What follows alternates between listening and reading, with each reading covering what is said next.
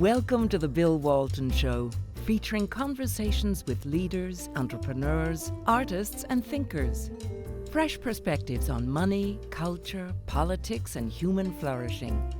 Interesting people, interesting things. Welcome to the Bill Walton Show. Race just seems to dominate so much of our political debate in the United States. Today, I want to explore and learn about the past, present, and future state of Black America. Who has the better policy answers? Conservatives, or liberals, or libertarians? And what's been the impact of Donald Trump's presidency? With me to talk this through are two courageous women in the battle for religious freedom, economic freedom, and individual liberty. Star Parker is the founder and president of the Center for Urban Renewal and Education. CURE's mission is to fight poverty and restore dignity through messages of faith, freedom, and personal responsibility. An author of several books, she is a regular commentator on national television and radio and is a nationally syndicated columnist. Star has a bachelor's degree in marketing and international business from Woodbury University and has received numerous awards and commendations for her work on public policy issues. Winsome Sears was born in Jamaica and came to the United States when she was 6 years of age. Raised in New York City, she enlisted in the United States Marine Corps at the age of 19 and became a U.S. citizen 1 year later. She was the first Black Republican woman and first female veteran elected to the Virginia General Assembly. She is a graduate of Old Dominion University with a BA in English and Economics. Welcome. Thank you. Let's start with you. Before we dig into the specifics, how did you come to believe what you believe? Well, I came to believe what I believe by reading a proverb a day. I was believing the lies of the left for a very long time. I believed all that we even hear today, that my problems were somebody else's fault, that America was racist, I shouldn't mainstream, that I was poor because others were wealthy. And in buying all of these lies, I got very lost in my decision making. So very early in life, was engaged in criminal activity and drug activity and sexual activity and abortion activity and welfare activity, and then God saved me. Some gentlemen introduced me to the Lord, and I changed my life. I went to school, I got a degree, I started a business. And after the '92 Los Angeles riots destroyed my business, I began to focus on social policy, and that's how I came to run my organization, Urban Cure, today. But if you ask, how did you shape those views beyond just the personal responsibility that comes from knowing the scripture and figuring out how to live through a daily proverb, I started a business. And that's when I understood how extensive government is in the affairs of somebody that just wants to buy an apple and sell it for enough to buy another one and another one and another one, and started being encroached by all types of three letters, from the IRS to the, you name it, the disability, the environmental protection, that long list of all of this alphabet Well, yeah, soup. George McGovern became a conservative after he started a bed and breakfast. Yes, exactly. You start finding out that, wait a minute, what has happened to our great country? So I think that that's what shaped my economic views, but what has shaped my philosophy and what drives me and my organization is my born-again experience. Amen. Winsome. Well, I am a Marine, and I had my last child, my husband and I, and we were living in California at the time.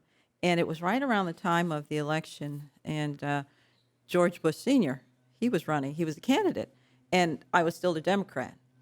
I'm black. This would have been 88? Yes, I'm black. I'm supposed to be a Democrat, it rhymes, okay. The whole family's, full of Democrats, so what am I, I am what I am. And Dukakis, his commercial came on, and he said, I'm going to expand welfare. I'm going to make sure that this, that, the other, we're going to give you money, and we're going to, and I thought, but if that happens, my folks, they're just going to be living on what they get. There's nothing to propel them.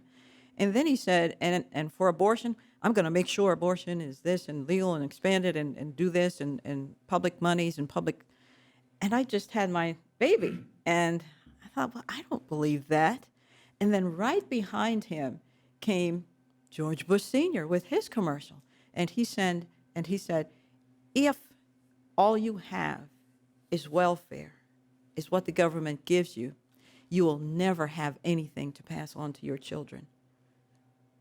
And then he said, and as for abortion, I'm going to try and make it less and less and less.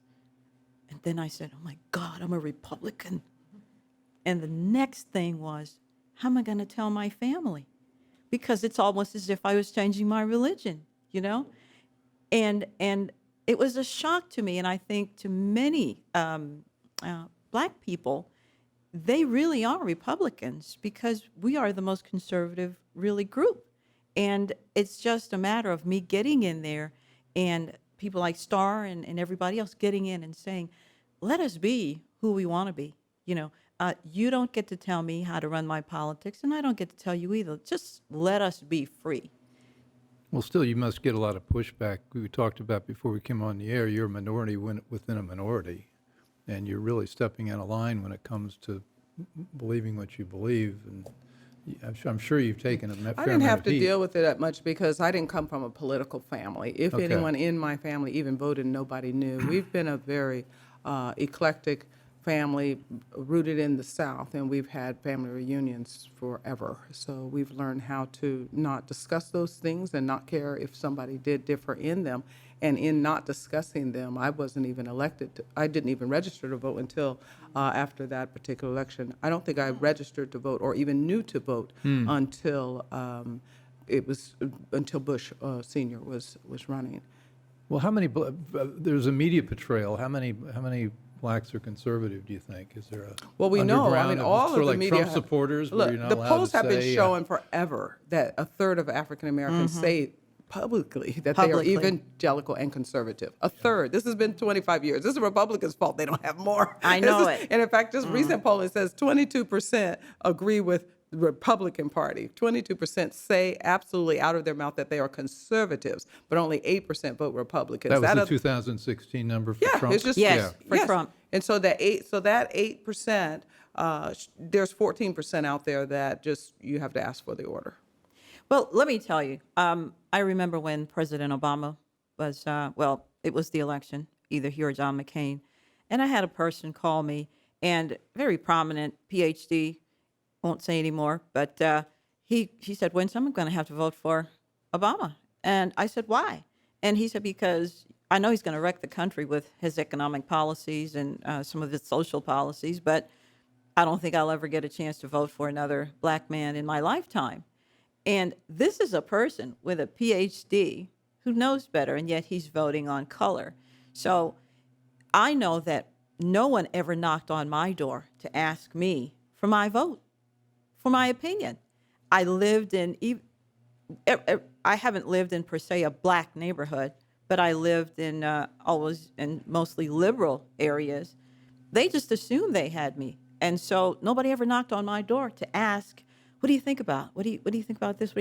Nobody. Republicans never came because I guess they figured, it's going to take too many election cycles to win me. And Democrats never came because, we already got her. We've got to go find new blood. And so that's why I say, and I've said, I want to be like you, Bill, when I grew up. I want to have what you have. I go to the polling station, for instance, and they see me, and some will hand me and some won't because they can't. Republicans don't want to waste the flyer. And because, Democrats don't want to waste their flyer either. And so I get nothing, Yeah. And so, but everybody assumes. So I walk into that polling station, and it angers me every single time that people assume I'm a Democrat. I want what you have. I don't know if you're Libertarian, Green Party, Reform Party, Democrat, Republican. I don't know who you are, so I have to come and get you. I have to win you. I have to tell you my ideas. I have to talk with you. I have to discuss, debate.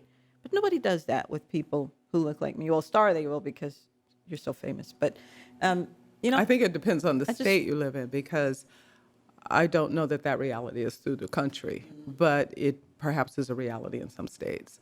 I do think that when we break it down, in particular today, what is going on in America, there's a window of opportunity to get more Black votes to go to the Republican Party if that's the goal. Some people, their goal is to keep the Republican Party as a conservative party rooted in its principles. And the reason that that opportunity is now is because we've tried it the other ways for a long time. When you think about the uniqueness of African American heritage in this country, you can appreciate why it's been such a challenge for us to focus time and attention and resources on figuring out how to get ideas and information discussed in this community. A legacy of slavery and Jim Crow and a welfare state has had some consequences, and one of those consequences is that there's a disproportionate number of African Americans that work for government. When you think about the expansion of government, especially in the welfare state, only 20 cents on a dollar actually reaches the household. You're talking about $900 billion of anti-poverty money that's basically the pot for bureaucrats, and bureaucrats are black. So you have a dilemma with the black middle class, with the black upper class, because this is a community of people who have government in their lives when it comes to economics, and a lot of people vote their economic interests, not their race. You're watching The Bill Walton Show. I'm here talking with Winsome Sears and Star Parker about how they ended up as conservatives. Well, we can talk about, for example, my election. It was kind of a double whammy for me because when I was recruited, I wasn't really well known in the community, but I felt that this was a calling. I prayed about it, I had gone up to, let me tell you how uninformed I was. You said that you hadn't registered to vote and you hadn't voted. I didn't even know that in order to say you were part of the Republican Party, you had to be a member. So I didn't become a member of the Republican Party until the day that I was asked to run. And so I had to make the case of why I was a Republican to my local Republican Party. I just assumed if you voted Republican, you were. So anyway, I went up to vote for Mark Early for governor at the time. He was running against, he would have been running against Mark Warner, who is now senator, but this was for the governorship. And I didn't get to vote because I wasn't registered anywhere. So to make a long story short, I was given the ask, Winsome, we'd like you to run. And so prayed about it, which is what drives me more than anything, because I know no one is greater than God. And so he's in control at all times. And I got the go back to Jamaica, and my children got to go back to Jamaica. So just because I'm black, it didn't mean anything as an immigrant, I had to deal with that. And then I had to deal with the fact that you're black and you're for the Republicans and, they don't like us, et cetera, et cetera. No policy, just, what they keep hearing. So I would have little grandmothers sneak up behind me and just kind of whisper, brush against me and say, I'm voting for you. But these are grandmas. They're not supposed to be afraid to let people know that, who they are. And so this is what we do to each other in my community, unfortunately, and it's still happening. There is a phenomenon, though. The Republicans can be pretty clueless. Republicans make assumptions that they're not going to win the black vote. And one of you referred to something called the Star Trek solution that Republicans have. Oh, that would be me. Okay. Yeah, that's our organization where, we think we can just fly in and get things done. But you've got to make relationships, you've got to win hearts. I've said before, some of the things that we can do as Republicans is, we love education, right? We want everybody to be part of the tax-paying members of society. We need education for that. So what do? I say, go to the local Boys and Girls Club. They're around, they help poverty-stricken single mothers, whatever it is, and buy some computers and let them know the Republican Party did that. And then maybe, sponsor the T-shirts for midnight basketball. I'm just, this is very basic stuff. Be part of the community. Just be part of the community. Yeah. And I'll tell you why. Because come election time, the Democrats are going to come around and they're going to say, those Republicans, they're bad. And that's when it comes to fruition, because the folks at the Boys and Girls Club and the parents will say, which Republicans are you talking about? Because the Republicans I know, you see those computers? They bought them. And the Republicans that I know, you remember our basketball tournament, the T-shirts? They bought them. So which Republicans are you talking about? Before we dig into the policy differences, which I think are material and are part of the reasons why you are for Republicans, you both talked about faith. How important is faith to you coming to where you are and believing what you believe about what's right and wrong? Well, I think it's absolutely important, and not just for myself personally, but for public policy. I think that that's what the founders saw and knew very well, and expressed often that you can't self-govern without God. It was important to have a moral people. I think that that's where we've lost ourselves as a nation. The more heavy the hand of government is, the less religion you have. If you look in any and almost every socialist country, there's no coexistence between God and government. And that's what is the big struggle today, the cultural war, rooted in this determination that the left wants to do abortion, is what started the cultural war. But where we are today is this fundamental, who's going to do this? You really can't or- have a functioning democracy No. unless you've got a common moral foundation. Well, you've got And to, that's but where then, we but drift you have to apart. say, where do you That's get what I that was- as well? That's where libertarians miss it. You've got to say, well, then Libertarians where? miss that. Yeah, where I do you agree. get Yeah, it? If you make yeah. it up as you go along, Yeah. then you're no better than the liberal, Yeah. because that's what they want, situational ethics. I don't think people understand that libertarians, and I am one, but I'm sort of a recovering libertarian. You've got to have a family. You got to have the fabric of society, civil society, church, faith, family, That's right. all those sorts of things. Or you can't have an economy. You can't have an economy. It's the same coin. And, Yeah. you just have two sides of that coin. And what really fascinates me about libertarianism, and I've had these heated discussions that you've had, not just with myself, but with my friends, is that Tocqueville knew that. Their hero in all of this said, oh, I had to find the secret. And Yeah. Yeah. I found it when I went into their churches. Yeah, yeah. It's just, they're inseparable. If you don't self-govern and root it in a Judeo-Christian ethic, why you believe what you believe, then you will open the door for moral chaos, which then opens the door for a totalitarian state. I have noticed that many times when I read the Bible, the Lord will say to the people he has chosen, don't be afraid, be strong and courageous. And I think it's because we will be afraid to take stands. But if we understand that he controls everything, then we're fine. It is why I can do what I do. It is why I'm generally not afraid. When I do get afraid, it's because I keep forgetting he will never leave me. He will never abandon me.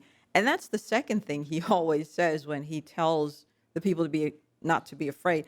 I'm reading about David. You think about David. David killed Goliath, fought lions and bears, and that's why he said he knew that he could fight Goliath too. And yet David spit on himself and everything else and acted like a madman when he was confronted with a king who could have killed him. He forgot this God that he served was a mighty God and could help him. So we don't remember that part about David. We just remember the giant slayer, but he's a man like everybody else. So God is important to me, and it was one of the reasons that really brought me to the Republican Party, because I understood how we came to be, and that there were a certain number of folks who said, we will not vote for a president who supports slavery. It's just not going to happen. And they were willing to lose everything. And they did. They lost the elections until we got Abraham Lincoln. So this is my home, but I've always said, even after, when I was elected, I'm a Christian first and a Republican second.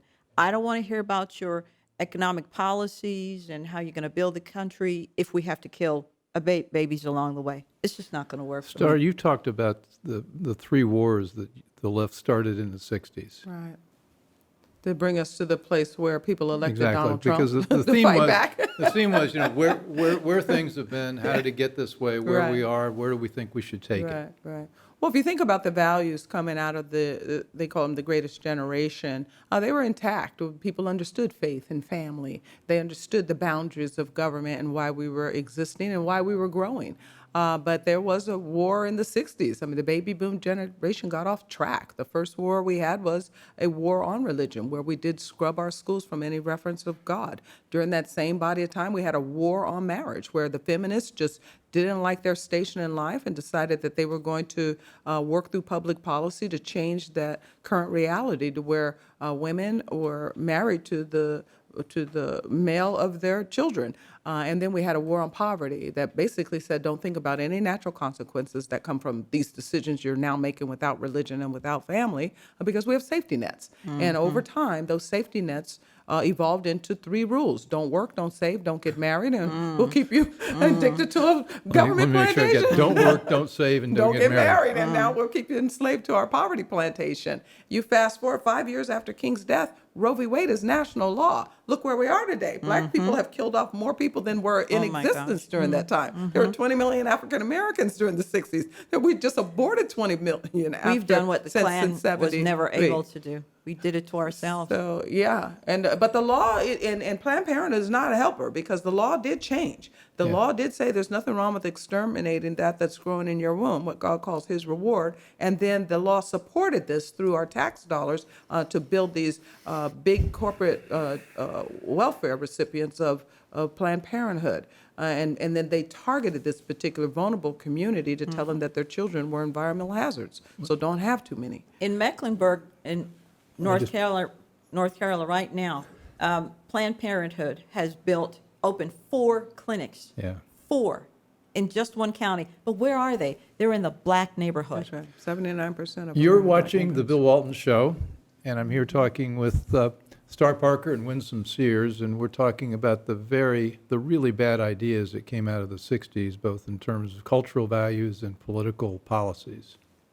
You know, my father came to America. We're talking about the 60s. He came just 11 days before Martin Luther King Jr. gave his I Have a Dream speech. And it's significant because he came with only $1.75 in his pocket, a foreigner. And so I said to him, I didn't know this until I was running for Congress, and I thought I better find out more before a reporter, gets to him.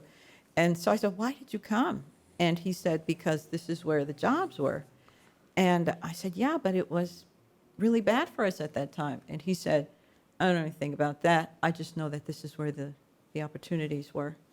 And so he started with $1.75, moved in with his sister.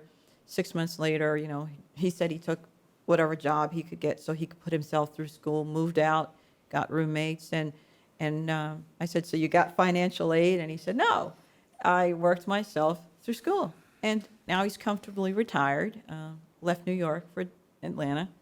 Surprise, surprise, didn't think you could ever leave New York. But somebody would come to him, one of our new socialist folks, who don't know how any of this began, and they would say to him, why do you have such a big house? Not knowing the backstory, which is, I came to America with $1.75. If my father can do that as a foreigner, don't tell me this country isn't great. He's a black man. You don't have to, well, is he black or is he not? No, he's black. You can tell he's black. And he did it. And he did whatever it took. And so his 2 daughters, college educated, here I am, made history. And what's significant about the history that I made is to say I was elected in a majority-minority district. So we were 54% Democrat. And what that tells you is it can be done. It can be done if we ask. If we ask, it can be done. You really sort of stopped me in my tracks. I'm thinking about how we can get people to not see race. That's sort of, we operate with all this. That's impossible. Why would you Yeah. even want anyone to do that? Yeah. Well, we are who God made us to be. He Okay, loves but all the it's, colors. I think we're all human beings, but that's just. Well, yeah, but we Yeah. do have different experiences, and we do have different shades.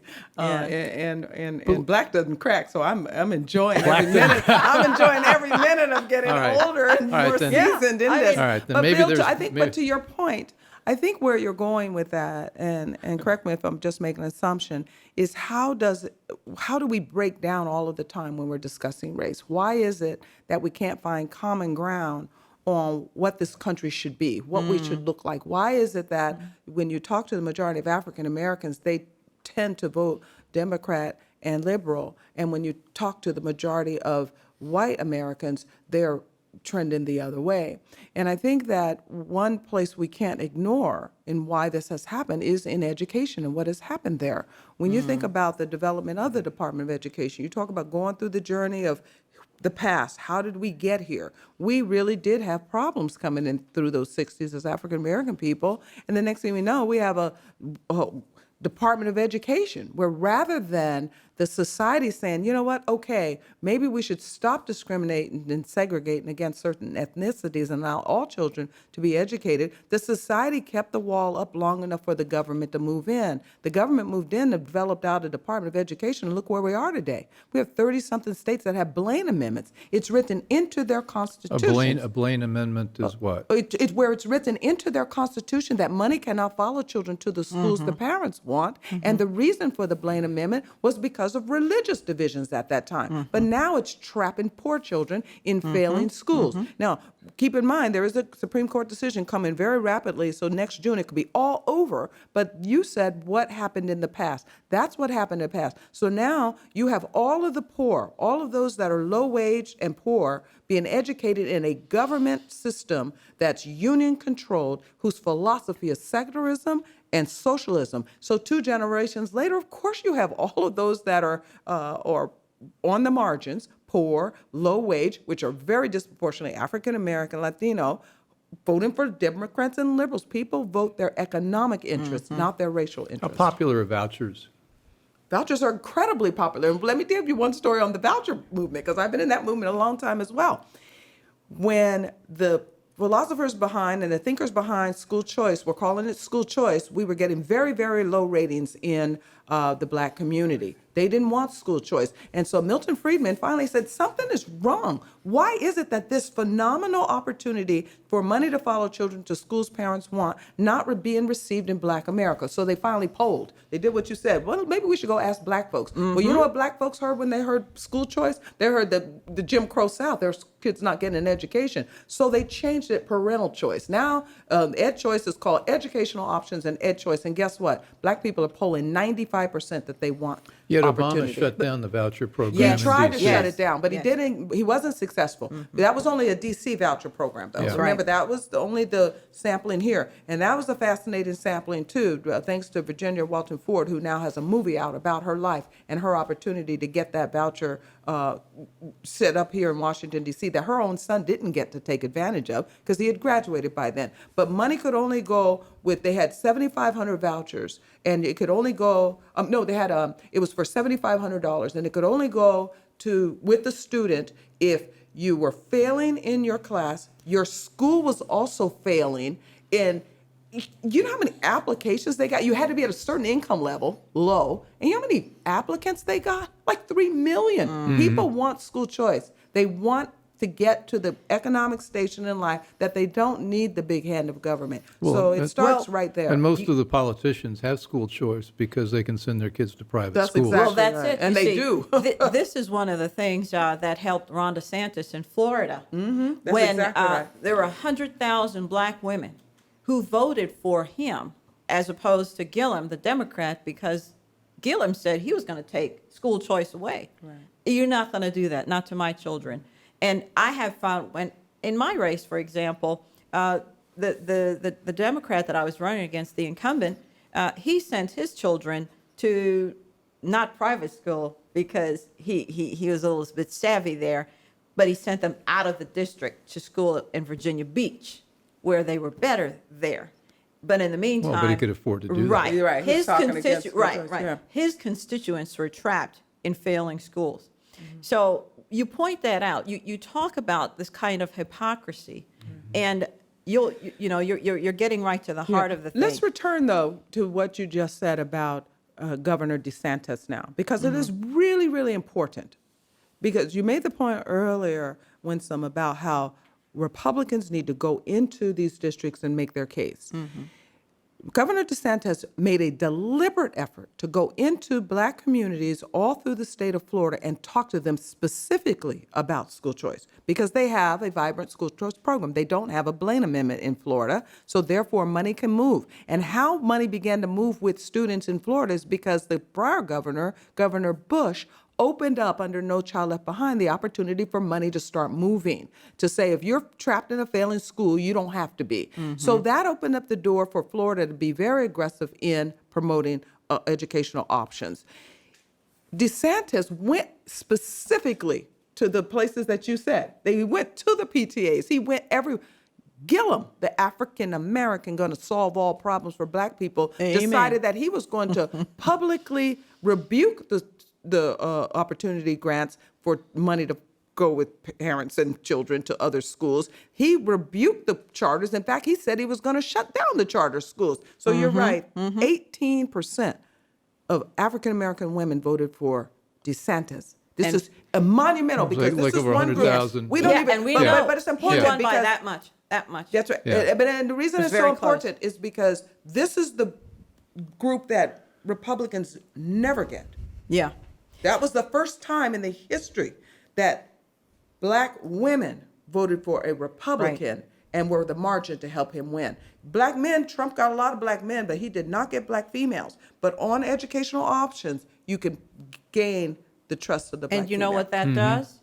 If you get us voting once and our fingers didn't fall off and we're still alive, we voted for Republican, oh my gosh, then we'll start listening more and we'll think about the next person we vote for. But I You don't know only that need it's that one entrenched time. in black But- America. I mean, when you think about it, the first time Nixon ran, he got more black votes than the first time Kennedy Yeah, ran. but We were remember always what they did Republican. to. Yes, remember I what know, they but did to. it's not an impossible. No, it's not. It's not. I'm not saying it's impossible. Otherwise, I wouldn't. I would. No, I mean, I'm just- If it's a call. I don't to know that Sammy it's that Davis Jr. You entrenched. remember how they talked about him. Yeah, but I he's- want to give you an example of Sammy of- Davis Jr. because he supported Nixon. Right. Yeah.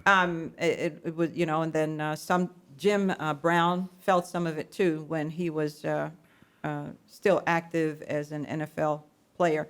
But when I was in office, I went down to see. This is the thing. It doesn't. I ran because I wanted folks to know the seat that I hold does not belong to me. It belongs to you. You are America. This is your seat, and we will be your representatives. And you don't vote for me just because I'm black or whatever. You vote because you care about the policies you care about, and you want to see who it is that represents those and for you. And so I knew that no one ever came to their doors either. So I made sure, I wanted to set an example. And I went to one of my schools. I had all of the public housing projects in my district. It's 54% black. And I said to the children, it was third grade, and I said, let's make a law. Let's talk about how you make laws. And so I said, I explained how we did it, and then I said, now who wants to make a law? Young child rose up and he said, I want to make a law. And the law I want to make is that if you kill somebody, you must pay for their funeral. What is he experiencing in the third grade? That is the first law that comes to mind. This is boots on the ground stuff. This is in your face. That's a good idea, actually. Stuff. It's because But he's experiencing murder. I mean, Yeah. there are like 70, Some of our neighborhoods 70 are. murders in Chicago last Right. weekend. Or Well, I don't know the 70. district you ran in, but what Yeah. were their poverty And- rates and their murder rates? well, I mean, there well- are some that and one of the beautiful things about the Trump administration is Opportunity Zone Initiative is now we know exactly Yes. where those districts are. It's probably one of those. There are 8,700 of them in the country. We're deliberately focused on all of them. Money is flowing in because of the capital gain benefit that you will get by putting your money in one of these zip codes. So those Although I crime tell rates you will come what, down very, very rapidly here. you- But I'm not you surprised hear- that would be the first thing he would say if he was that in is the heart of the harder hit and so communities. you think about when you talk about education and how our children learn. I was vice president of the State Board of Education in Virginia, and we would always hear about the things that are not happening out.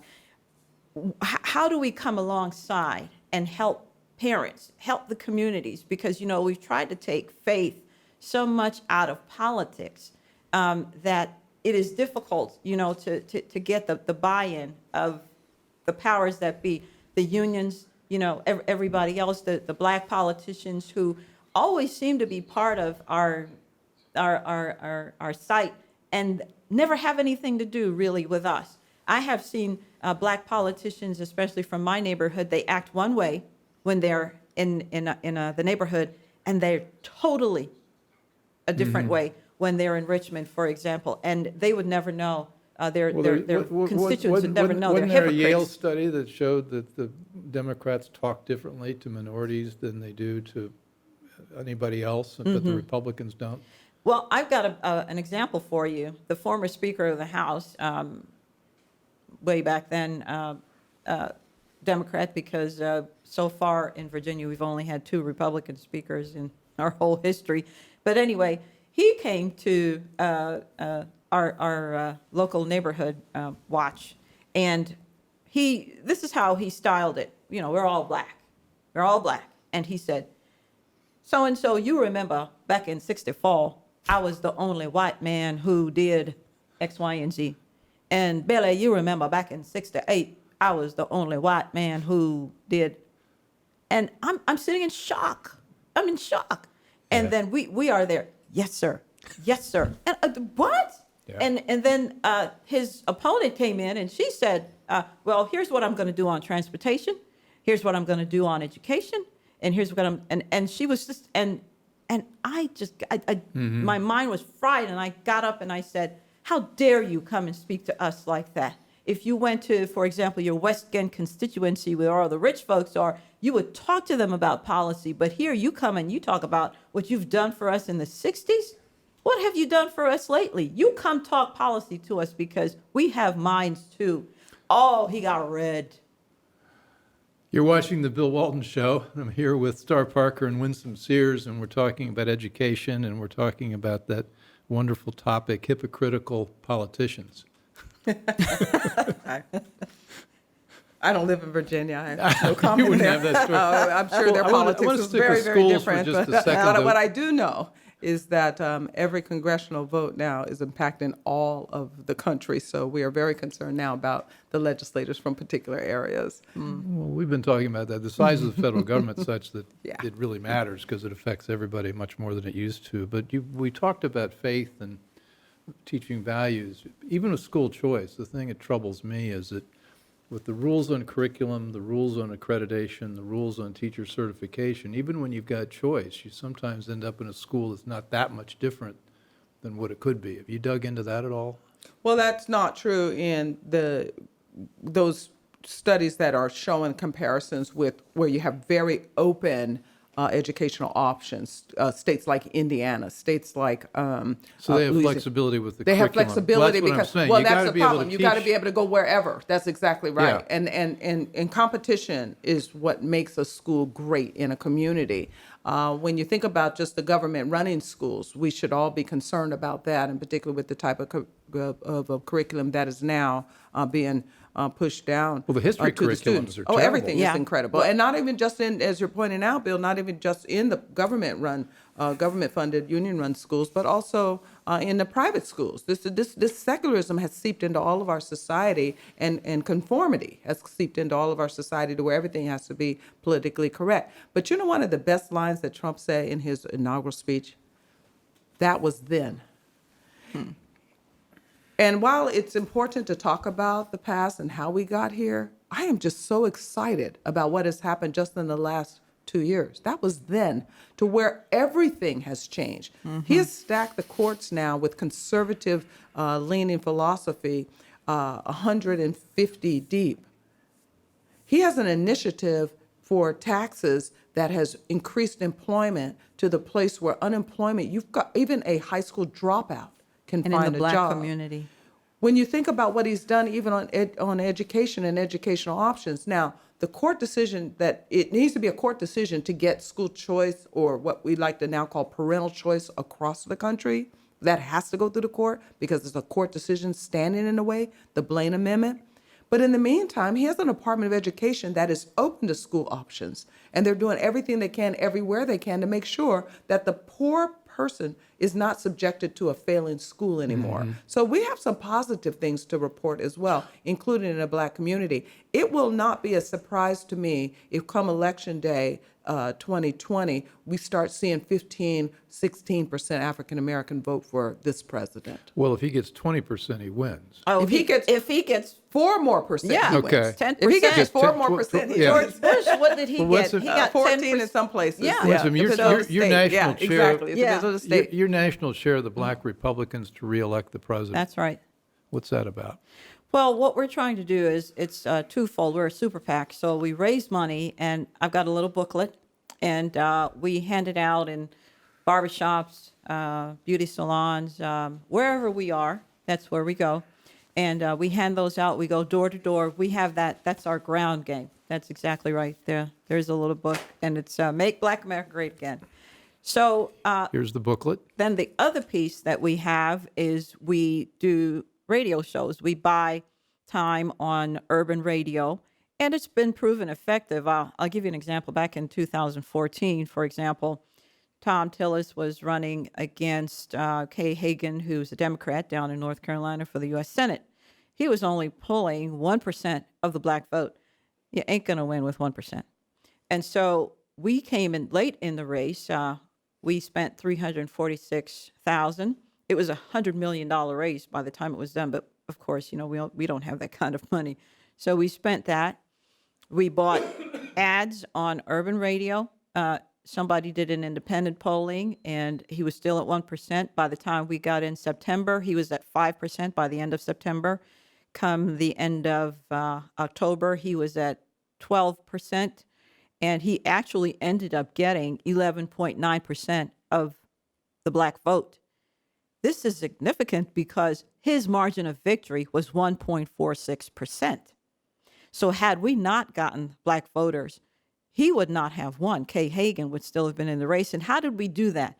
We stopped the terrorist type of attacks that Democrats have always put on Republicans, because we taught policy. We talked about Kay Hagan, that she was sending her kids to private schools. Meanwhile, our kids are stuck in low-performing schools. We talked about life.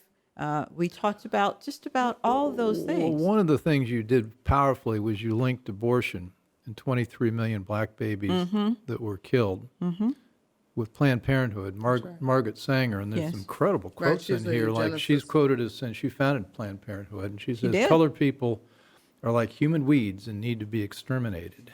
And although, did they have at one Planned Parenthood have a black president at one time? Yeah, Faye Walton ran it for a while. It didn't matter. Either way, she had a Negro project, and she decided that if we go pay off some of these sleazy left-wing black pastors, that we'll be able to push this into their communities. And here's so that we can Hillary kill off their Clinton. children. I admire Margaret Sanger enormously. Oh, Her they- Well, she courage, just they just gave her an award. This is Hillary Clinton. They That's just right. gave an award. Barack Obama was the first sitting president to actually address them at their national conference, and then at the end of his speech say, "God bless you, Planned Parenthood." Planned bless Parenthood are you. eugenicists, and the eugenicists are the environmentalists. We should not even use either term in a sentence separate from each other. When you think about what's coming out of the mouths of these environmentalists today, it is exactly what the eugenicists believe, and it's exactly what liberals believe, and it's exactly what Democrats believe. Amplify. I'm not sure I understand. Environmentalists really believe that we're running out of resources, Well, so we're they not. want the We're people not. that are the weakest Well, to we've not only got be here. 12 years, according to them. I guess it's 11 by now. It's so ridiculous. It is absolutely. They talk about, for example, you talk about the resources and housing, and that you think about housing, and if we're not building houses or anything like that for those who look like me to live in, because people who look like you already have your housing, that sort of thing, that doesn't help black people. It helps us being stuck in poor neighborhoods, filthy neighborhoods, that sort of thing. So the environments are not really our friends. And I think we know that, but unfortunately, we just can't seem to pull the lever sometimes. Well, environmentalism is increably elitist. It's very. I mean, Well, that's what not I'm only saying. true here, but it's true the housing worldwide. policy is a very different question. So I wouldn't want anyone to get confused that this is the same question. What's happening with the environmentalists and what's happening with basic supply and demand opportunity regarding housing. I mean, it is a fact that we've reached a point a couple of years ago as a society where we have more non-married adults than married. Yeah. And when you need two of anything, you're going to It's going have from a let's look at 75% what's happening marriage in rate New to but there is a 43. point that I would like to make on this environmental question, because it's extremely important for people to understand, not confusing with the housing debate. Eugenicists and environmentalists are the same people. When you're an elite that believes that you have limited amount of resources, then you do not want people draining those resources. And they feel that if you are weak, you get into your quote about Margaret Sanger, if you have a disability, if you have any type of economic instability, if you are old. This is why we now have several states who have actually legalized assisted suicide. Make no mistake, these are the environmentalists, and these are the liberals, these are the progressives, these are the Democrats. So I just wanted to really make that point, because I think That's an it's excellent very, point. very important It's an that excellent people point. understand that they're the same as the Margaret Sanger types. You're watching The Bill Walton Show. I'm here with Winsome Sears and Star Parker, and we are talking about the links between environmentalism and eugenicism. Oh, well. And fascinating. And It's true. And because when you think about it, and you got the original question about God, well, really, Yeah. is he going to run out of natural resources? And how you know, it's just fascinating. That Bill Gates and his foundation, why are they in the 50 African countries trying to promote their people believe we're abortion? going to run out of resources, or the same people think we're going to run out of human ingenuity. I mean, That's you think about what's a resource. We're surrounded by things that we've invented. We're going to keep. Okay, we got this problem. We're going to invent something to deal with it, and the market will work. And well, remember, they I love first the told market us for that reason. Yeah. You're absolutely right. they first told us that we were the planet was actually cooling. Remember that back in the early 70s, and I guess that didn't pan out. So now I don't know where we are in the grand scheme of things as they tell us what things are. But when I read my Bible, I read differently. So I'm fine with where I'm at. I'd like to see.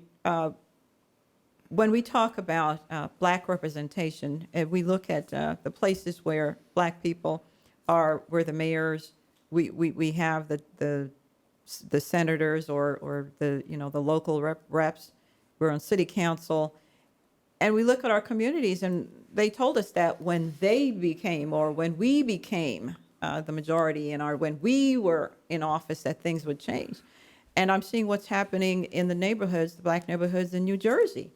And they're not really, you hear a few, noise here and there about things, but Democrats are in charge, and they've been in charge. And who's holding them accountable? That's the sort of thing that we talk about. Now, we're not going to win everybody, but we'll win some, and then we'll move on. Well, one of the striking things about the policies that affected marriage, employment, business ownership, schools, the policies that were aimed at the inner city, the urban, whatever, is now spread out to rural white America. Right. And the pathologies in rural white America, where we have a house out in Rappahannock County, are very similar. And so these bad ideas of forget about race. They're bad for people. That's why I don't talk in terms of race at all. I don't think we should. And we shouldn't, Yeah. because when you think about the policies of the left, and to your point, it's why we have books. I mean, even with social thinkers like Charles Murray having to say, we are coming apart. Where are we healthy as a society? It's when husbands are married to the mother of the children. Yeah, it's Where a are we universal at? truth. It's a universal truth. And you know when demographers like myself, when you look at the data and you try to find, is race a component? First point on crime and low educational aspirations. If you are coming from a single head of household, your tendencies are more increased to go into crime and or have low educational aspirations. 75% of young boys in our criminal justice system come from single-headed households. But when you look at data, regardless of race, there's just disproportion because pathology. the black family collapsed first. Yeah. In the 60s, black marital rates were at 70%. Today, they're at 30%. Yeah. You can't have 30% of your adult population married and wonder why your kids don't know what to do. So what has happened, though, when you look at the white family compared to the black family, let's just look at family and income levels. When you're looking at husbands married to mothers of children, black household, white household, husbands married to mother of children, guess what we cannot measure? Economic differences, educational differences, crime differences. You know why? Because they're so small. They're like really small. It doesn't matter what color you are. But when you have single household, guess what we can measure? And guess where the big gap is? Wealth.